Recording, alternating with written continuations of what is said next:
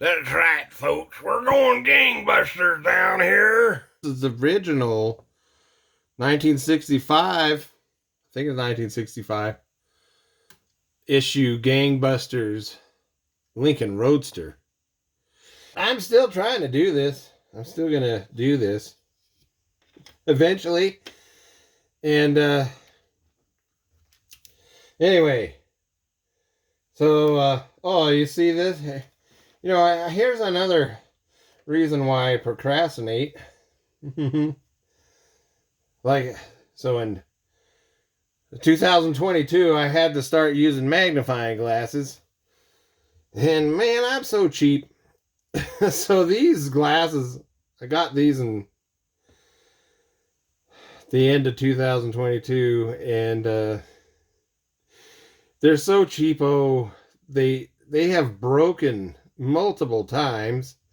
The lenses have fallen out. I've just super glued it back together. Well, now the latest one is this hinge piece here just snapped off.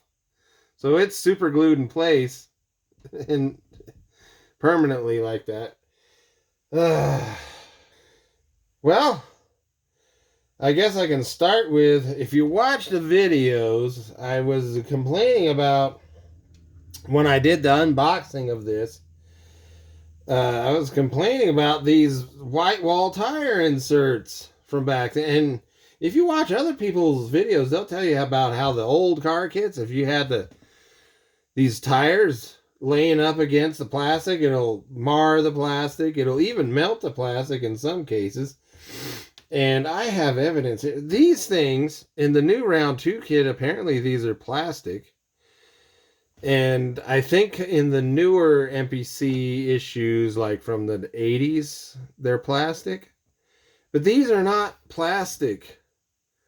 They're kind of like the tires. They're kind of rubbery. But you might be able to see like there's there's paint on here. And there's other stuff. That's because these things melted themselves to plastic parts. And here's what I'm dealing with. So this is the rumble seat lid. And I had to sand all this down. And then fill in the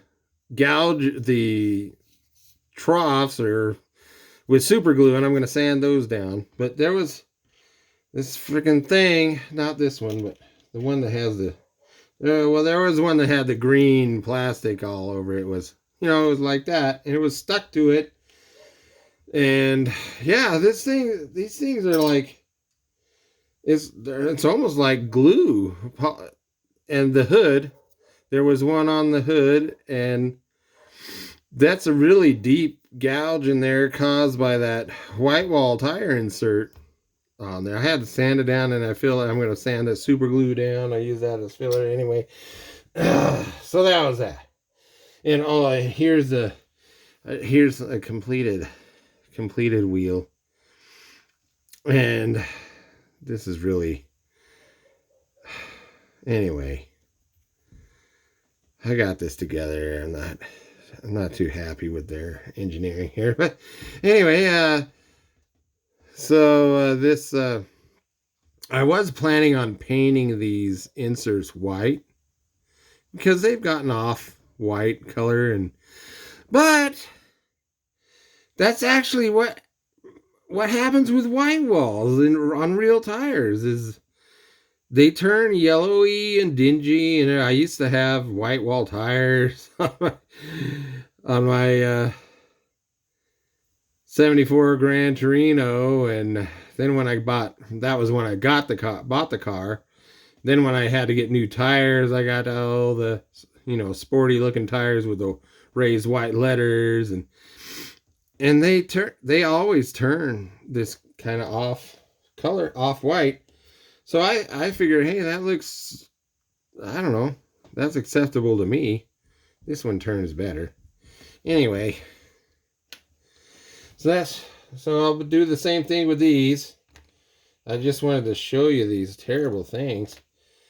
But I think that's the difference between the newer issued Gangbuster kits And this, man, I'm having a problem tonight. I think I'm drinking too much coffee. I know I am. Anyway, let me have another one.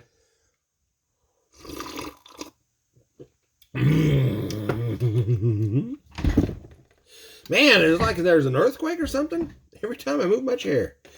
These melting tires, man. You know, I never experienced that. I heard a lot of people when I was a kid saying, "Oh, those you gotta keep those tires away from it," and I never experienced any problem with that until I bought this kit and I witnessed it for myself. I'm like, "Holy, what are these things made out of?" And what was the other thing? Oh, I'm gonna have to go back and watch my unboxing video because I could have swore this huge thing here is a starter. I could have swore it was there, and now I can't find it. I don't know what that. So, so now I'll give you a lesson on this motor. So this is this motor. So a lot of people who, if you watch, there are a lot of other people who have built later issues of this kit, and they too have commented on, man, what a big chrome plated engine block transmission. Well, I was looking up photos of actual 1927 Lincoln Roadster motors, and so the restored ones. And what I discovered is that the blocks and the transmission, they're natural metal. And I think they're aluminum because they're not painted. And yeah, so I think that's why they chrome plated these.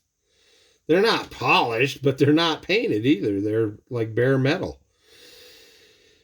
So then we get to these parts here, and one restored motor had like a dark gray, like almost like a RLM Schwarz Grau, black gray. And another restored motor had a green gray paint on here. And then my research is that Lincoln, there's something that the car collectors of these Lincolns, they call it Lincoln gray. That's interesting is that this is called, see, it looks like a flathead. And it kind of is a flathead. But Lincoln called it an L-head. L-head V8. 350 something cubic inch displacement.